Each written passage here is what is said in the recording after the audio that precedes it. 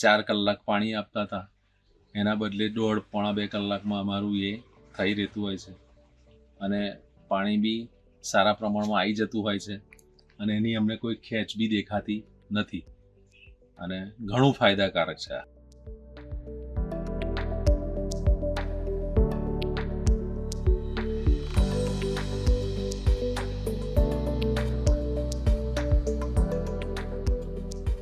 કેમ છો? નમસ્કાર.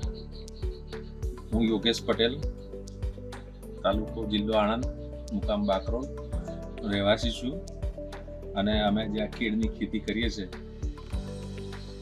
એમાં અમે ફાઇલોનું ડિવાઇસ લગાવ્યું છે અને એની પાણી અને એના માટેનું અમને જે રોગ જીવાતની જે એલર્ટ કરે છે એ અમને બહુ અનુકૂળ રહ્યું છે અને એના ખાતરના શિડ્યુલ પ્રમાણે અમે ખાતરને એ કર્યું છે તો અમારો રિઝલ્ટ ખૂબ સારા આવ્યા છે અને એની જોડે જોડે અમને પાણીની પણ બહુ ઓછી જરૂરિયાત પડે છે.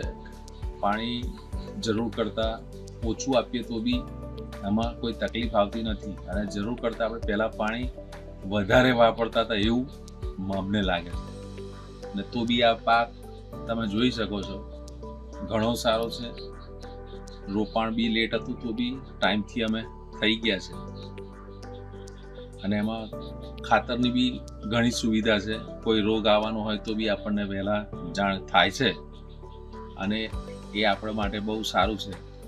કેળામાં આ રોગની જે સિકાટોગાનો મેઇન પ્રોબ્લેમ હોતો હતો એ અમારે કોઈ તકલીફ આવી નથી અને જે જરૂરિયાત હોય એ પ્રમાણે અમે દવા, ખાતર અને પાણી એના નિર્દેશન પ્રમાણે આપીએ છીએ.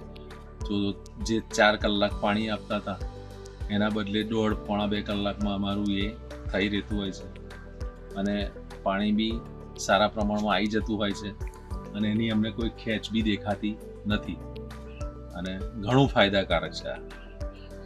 અમારે ગયા વર્ષે આની અંદર આ જ ખેતરમાં 2 વર્ષ સતત અમને એક જમીનજન્ય રોગની તકલીફ આવી હતી અને એમાં અમે આ બધું લગાવતો અમને એના માર્ગદર્શન પ્રમાણે અમે કર્યું છે આ ખેતી તો અમને એમાં કોઈ જ તકલીફ આ વર્ષે આ ખેતરમાં નથી આવી અને એનો પાક બહુ સારો થયો છે. જરૂર કરતાં જે પહેલાં ખાતર આપણે આડેધડ રીતે નાખતા હતા એના કરતાં ખાતર બી ઓછું નાખવામાં આવે એટલે ખાતર અને પાણી બંનેના પ્રમાણમાં આપણને એમ જોઈએ તો ઘણો જ ફાયદો થાય છે અને બધાએ ખરેખર જોઈ વિચારી અને લગાવવું જોઈએ અને એના અનેક ફાયદાઓ છે જેથી ખાતરનો બી બચત થાય છે, પાણીની બી બચત થાય છે અને બીજી બી આપણી જે નાણાકીય બચતો થાય એ બહુ મોટી વસ્તુ છે અને રિઝલ્ટ બી ઘણા સારા છે. તમે જોઈ શકો છો આખા ખેતરમાં બધે બી એનું કેળા આવી ગયા છે અને એનું રિઝલ્ટ ઘણું સારું આવ્યું છે. તો આપને સર્વને વિનંતી કે આપ જોઈ વિચારીને એને આગળ એ કરાવો.